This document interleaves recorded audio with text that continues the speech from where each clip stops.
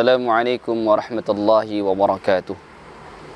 Alhamdulillah, alhamdulillahilladzi arsala rasulahu bil huda wa dinil haqq liyudhhirahu 'ala dini kullihi wa kafa billahi syahida. Asyhadu an la ilaha illallah wahdahu la syarikalah wa asyhadu anna Muhammadan 'abduhu wa rasuluh la nabiyya wa la rasula ba'dah. Qala Allah Ta'ala fi ayatihil karim, a'udzu billahi minasyaitonir rajim. Ya ayyuhalladzina amanu kutiba 'alaikumus syiyamu kama kutiba 'alal ladzina min qablikum la'allakum tattaqun. Wa qala Rasulullah sallallahu alaihi wasallam, al-islamu ya'lu wa la yu'la 'alaihi. Shadaqallahul azim wa shadaqa rasuluhul karim.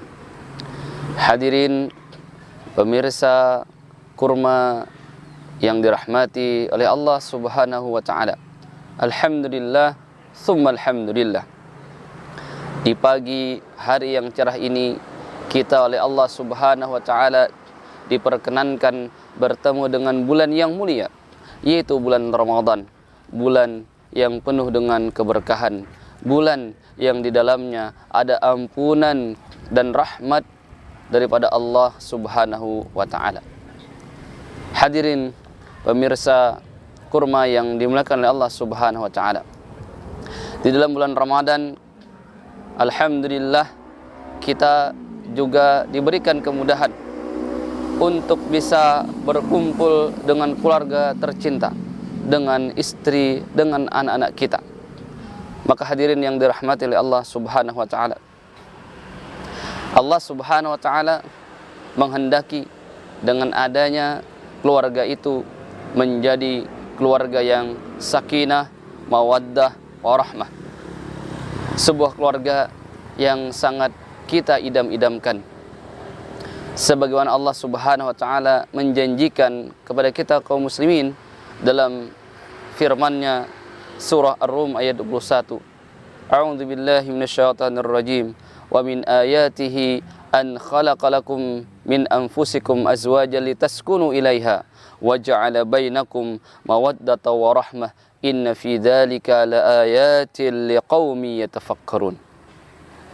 Dan di antara tanda-tanda kekuasaan Allah adalah Dia menciptakan untukmu istri-istri dari jenismu sendiri, supaya kamu cenderung, supaya kamu mendapatkan sakinah dan juga mawaddah wa rahmah, sehingga kemudian kamu mendapatkan rasa ketentraman dan juga kasih sayang di antara kalian. Dan demikian itu adalah tanda-tanda bagi orang yang berfikir. Hadirin yang dirahmati oleh Allah, sebuah keluarga yang diharapkan adalah keluarga yang bahagia. Syekh Taqiyuddin An-Nabhani di dalam ayat ini menjelaskan bahwa kehidupan keluarga, kehidupan suami istri adalah kehidupan yang penuh dengan ketentraman, kehidupan yang penuh dengan kasih sayang, bahwa kehidupan pernikahan itu mengharapkan ketentraman dan juga kedamaian. Karena itu jamaah kaum muslimin yang dirahmati oleh Allah, Nabi Muhammad sallallahu alaihi wasallam memberikan gambaran kepada kita tentang makna kebahagiaan. Kata Nabi sallallahu alaihi wasallam, arba'un minas sa'adah, 4 hal yang termasuk kebahagiaan. Al-mar'atu salihah, istri yang salihah, wal maskanul wasi'ah, kemudian tempat tinggal yang luas, wal jarus salih, tetangga yang saleh, wal markabul hani, dan juga kendaraan yang layak. Dari hadis ini bisa kita pahami bahwa seseorang akan mendapatkan kebahagiaan ketika dia mendapatkan pasangan yang saleh, pasangan yang salihah, suami yang saleh, istri yang salihah. Kemudian yang kedua, dia mendapatkan tempat tinggal yang layak, kebutuhan yang tercukupi, dan juga lingkungan yang baik berupa tetangga yang baik. Hadirin pemirsa kurma yang dirahmati oleh Allah Subhanahu wa taala, demikianlah Islam menggambarkan kepada kita tentang makna kebahagiaan yang sebenarnya. Tetapi Islam tidak hanya cukup menggambarkan makna kebahagiaan, tapi Islam juga mengajarkan kepada kita bagaimana cara menggapai kebahagiaan itu. bagaimana cara menggapai kebahagiaan di dalam rumah tangga. Karena itu kemudian Islam menurunkan seperangkat aturan yang terkait dengan hukum-hukum keluarga, khususnya bagi suami istri, bagaimana dia menunaikan kewajiban dan juga menerima hak sebagai pasangan suami istri. Jamaah kaum muslimin yang dirahmati Allah, ketika hak dan kewajiban ditunaikan dengan baik, maka insya Allah akan tercipta ketenangan, ketentraman, dan kasih sayang di antara mereka berdua. Di antara kewajiban seorang suami bagi istrinya adalah yang pertama, dia memberikan pergaulan, persahabatan, bergaul dengan istrinya dengan cara yang ma'ruf. Sebagaimana Allah Subhanahu wa taala menjelaskan kepada kita umat manusia, walahunna mithlul ladzi 'alaihinna bil ma'ruf. Dan bagi para istri, mereka mempunyai hak yang seimbang dengan kewajiban menurut cara yang ma'ruf. Di dalam ayat ini Allah Subhanahu wa taala mengingatkan kepada kita agar kita sebagai seorang suami untuk mempergauli istri dengan cara yang baik, dengan cara yang lemah lembut. Sebagaimana Ibnu Abbas menuturkan, kata Ibnu Abbas, para istri itu memiliki hak dan juga persahabatan serta pergaulan yang baik dari suami mereka, sebagaimana mereka wajib taat kepada suami mereka dalam hal yang memang diwajibkan terhadap mereka, terhadap suami mereka. Hadirin yang dirahmati Allah Subhanahu wa taala, gambaran keharmonisan dalam keluarga itu terlihat dalam qudwah hasanah kita, Nabi Muhammad sallallahu alaihi wasallam. Pada suatu ketika Rasulullah sallallahu alaihi wasallam berkata kepada istrinya Aisyah, kata Rasulullah, sungguh aku dapat mengetahui kapan engkau marah dan kapan engkau suka. Maka kemudian Aisyah bertanya, bagaimana itu ya Rasulullah? Dari mana engkau tahu? Maka kemudian Nabi menjawab, bila engkau suka kepadaku, engkau dalam keadaan yang senang, engkau akan mengatakan, demi Tuhannya Muhammad. Tetapi kalau engkau lagi marah kepadaku, maka engkau mengatakan, sungguh demi Tuhannya Ibrahim. Hadirin, ini menjelaskan kepada kita bahwa betapa Nabi sangat perhatian kepada istrinya, betapa Nabi sangat memahami karakter istrinya. Dan ini juga diharapkan kepada kita kaum muslimin, bagaimana kita sebagai seorang suami untuk memahami karakter pasangan kita. Begitu juga seorang istri untuk memahami bagaimana karakter daripada suaminya. Kemudian Nabi Muhammad SAW juga mengingatkan kepada kita bahwa kata Nabi, orang yang paling baik di antara kalian adalah orang yang paling baik perlakuan kepada keluarganya. Dan aku, kata Nabi, adalah orang yang paling baik kepada keluargaku. Hadis Imam Al-Hakim dan juga Imam Ibn Hibban. Jamaah kaum muslimin yang dimuliakan oleh Allah. Kemudian kewajiban kedua dari seorang suami adalah dia menjadi pemimpin bagi istrinya di dalam rumah tangga. Sebagaimana Allah berfirman, Ar-rijalu qawwamuna 'alan nisa. Seorang suami itu adalah pemimpin bagi para wanita, bagi para istrinya. Karena itu jamaah kaum muslimin yang dirahmati Allah, nahkoda pernikahan harus dipegang oleh seorang suami. Dia harus memiliki ketegasan sikap, dia harus memiliki kebijakan. Dan di dalam memimpin sebuah rumah tangga, maka yang diharapkan seorang suami memimpin dengan cara yang lembut, memimpin dengan cara yang bermusyawarah dengan istrinya, tidak dalam keadaan yang otoriter. Seorang istri berhak memberikan masukan, seorang istri berhak memberikan nasihat. Sebagaimana diceritakan pada suatu ketika dalam perjanjian Hudaybiyah, di mana Nabi Muhammad SAW mengikat perjanjian dengan para kaum kafir Quraisy Mekah. Pada saat itu para sahabat itu mereka kecewa karena tidak dapat menunaikan ibadah haji, dan mereka juga tidak menuruti ajakan Rasul untuk bertahallul atau mencukur rambut dan juga menyembelih kurban. Maka kemudian Nabi Muhammad SAW menceritakan hal itu kepada istrinya Ummu Salamah, yang memang mendapatkan giliran untuk menyertai Rasulullah SAW. Maka Ummu Salamah sebagai istri beliau memberikan saran. Apa saran beliau? Kata Ummu Salamah, apakah engkau memang ingin melakukan mereka? Apakah engkau ingin mereka melakukan yang demikian ya Rasulullah? Maka kata Ummu Salamah, sekarang keluarlah, tidak usah berkata pada siapapun sampai kemudian engkau sembelih kurbanmu dan memanggil tukang cukur untuk mencukur rambutmu. Niscaya mereka mengikuti. Maka Nabi Muhammad SAW menjalankan saran daripada Ummu Salamah. Beliau keluar menyembelih kurban dan kemudian bercukur. Maka ketika para sahabat melihat Nabi melakukan hal yang demikian, serentak para sahabat juga mengikuti mengerjakan hal yang sama. Hadirin yang dimuliakan oleh Allah, coba lihat bagaimana seorang Nabi Rasulullah Muhammad SAW yang memiliki kebijakan, yang memiliki kebijaksanaan, yang mendapatkan wahyu dari Allah, ternyata masih menerima saran daripada istri tercinta. Hal ini mengajarkan kepada kita kaum muslimin agar kita juga meniru Nabi Muhammad SAW untuk senantiasa menerima saran dan pendapat dari para istri kita. Kewajiban yang ketiga dari seorang suami adalah memberikan nafkah kepada anak dan istrinya. Karena ini memang diperintahkan oleh Allah Subhanahu wa taala. Seorang suami akan bersungguh-sungguh serius mencarikan harta yang halal kepada anak istrinya, agar kemudian rumah tangga mereka mendapatkan makanan yang cukup, pakaian yang layak, kemudian rumah yang bisa ditempati.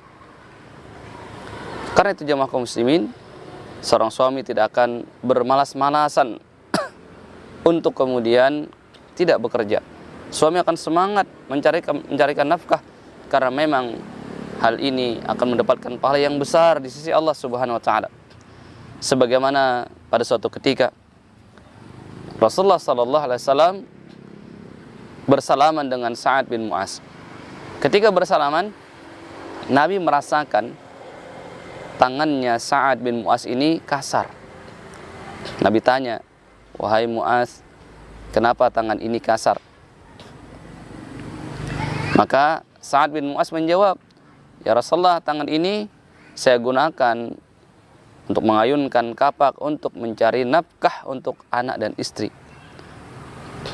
Maka tiba-tiba Rasulullah mencium tangan Sa'ad bin Mu'az dan mengatakan bahwa inilah dua telapak tangan yang disukai oleh Allah Subhanahu wa taala.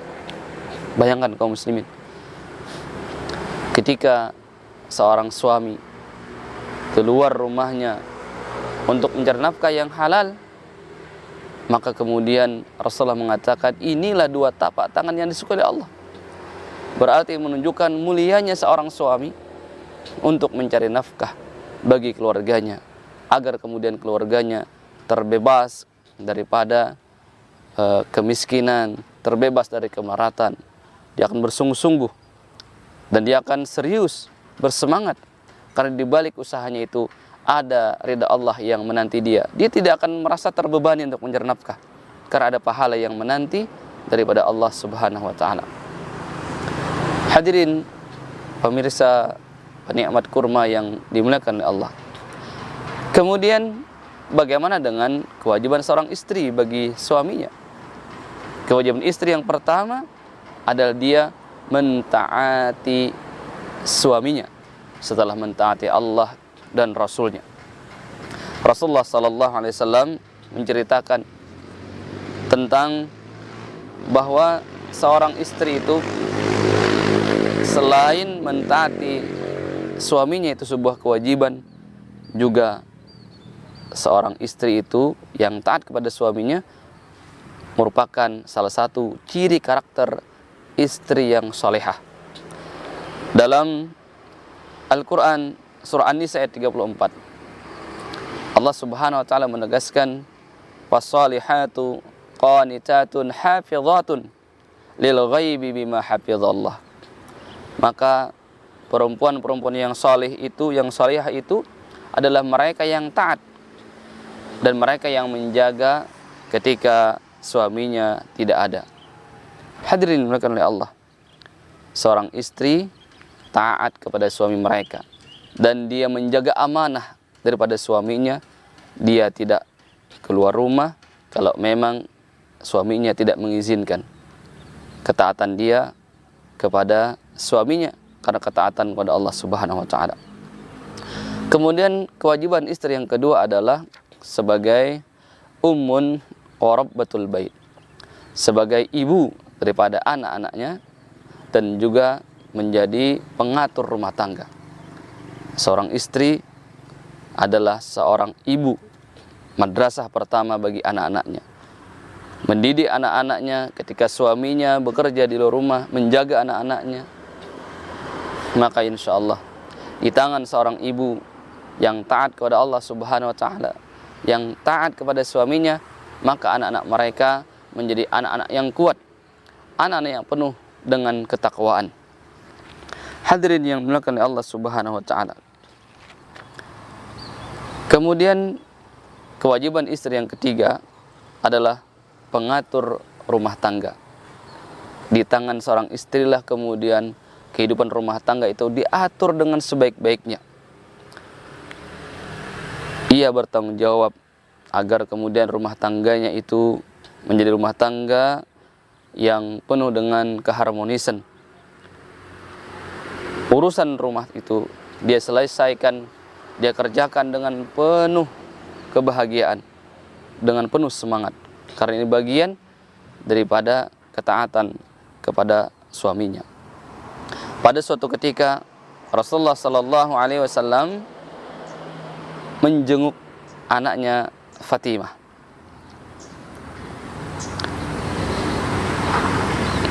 Maka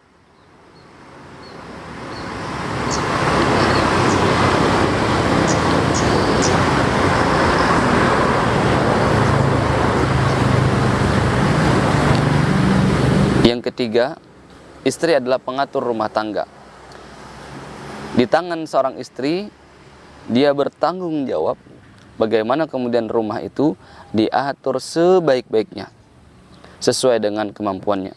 Sebagaimana Nabi Muhammad SAW mengajarkan kepada anaknya Fatimah ketika Fatimah sudah berkeluarga dengan Ali bin Abi Thalib.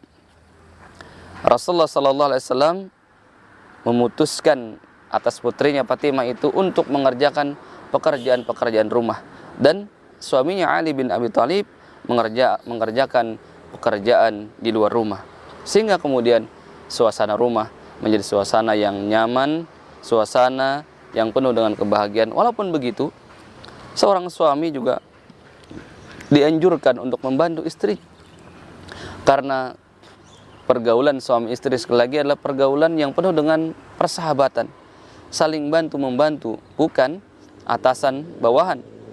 Bukan kemudian ketika seorang suami sudah bekerja di rumah, maka dia lepas tangan dengan urusan di rumah. Dia tidak mau membantu istrinya, dia tidak mau tahu lagi urusan di rumah. Bukan begitu. Seorang suami juga sangat-sangat dianjurkan ketika di rumah dia membantu istrinya, agar kemudian tercipta kebahagiaan di rumah. Hadirin yang dimuliakan oleh Allah Subhanahu wa taala. Kemudian selain kewajiban suami dan istri di atas, juga ada kewajiban bersama suami istri, yaitu apa? Yaitu bersama-sama mendidik anaknya menjadi anak yang saleh, yang salehah, menjadi anak yang terbaik, menjadi generasi yang kuat, menjadi generasi yang bertakwa kepada Allah Subhanahu wa taala. Sebagaimana Allah berfirman dalam surah At-Tahrim ayat yang ke-6, ya ayyuhalladzina amanu qu anfusakum wa ahlikum nara. Wahai orang yang beriman, jagalah diri kalian dan keluarga kalian dari siksa api neraka. Di sini ada peran seorang ayah untuk mendidik anaknya, ada peran seorang ibu juga untuk mendidik anaknya, bersinergi di antara keduanya, sehingga kemudian anak-anak mereka mendapatkan kebaikan daripada ibu dan ayah mereka. Hadirin yang dirahmati oleh Allah Subhanahu wa taala, anak yang saleh, anak yang salihah itu tidak lahir begitu saja. itu tidak jadi begitu saja, tapi anak yang saleh dan salihah itu dibentuk daripada keluarganya. Maka kalau ingin mengharapkan anak-anak yang berbakti kepada kedua orang tuanya, anak-anak yang taat kepada Allah dan Rasulnya, mau tidak mau kembali kepada orang tua mereka, kembali kepada ayah dan ibu mereka. Bagaimana menciptakan kebaikan, menciptakan kebahagiaan, ketentraman di rumah mereka. Maka insya Allah anak-anak mereka pun menjadi anak-anak yang saleh dan salihah. Hadirin yang dimuliakan oleh Allah Subhanahu wa taala. Sehingga kemudian terakhir perlu adanya tawazun, perlu adanya keseimbangan bagi pasangan suami dan istri dalam memenuhi hak dan kewajiban. Walahunna mithlul ladzi 'alaihinna bil ma'ruf. Ada keseimbangan dalam menunaikan hak dan kewajiban. Alangkah baiknya kalau kemudian seorang suami lebih mengedepankan kewajiban, seorang istri mengedepankan kewajiban. Kewajiban didahulukan terlebih dahulu, baru kemudian hak diterima. Maka insya Allah ketika kita senantiasa melakukan kewajiban, maka hak yang diharapkan juga akan diberikan oleh pasangan kita. Jamaah kaum muslimin yang dirahmati oleh Allah Subhanahu wa taala. Terakhir, bahwa kehidupan keluarga yang diharapkan adalah keluarga yang penuh dengan kebahagiaan, sakinah, mawaddah, warahmah. Dan ini tercipta ketika suami dan istri menjadi suami istri yang saleh dan salihah, yang senantiasa taat kepada Allah dan Rasul, dan senantiasa menunaikan kewajiban yang dibebankan kepada mereka. Maka insya Allah sakinah, mawaddah, warahmah akan hadir di tengah keluarga mereka. Wallahu a'lam bishawab. Wassalamualaikum warahmatullahi wabarakatuh.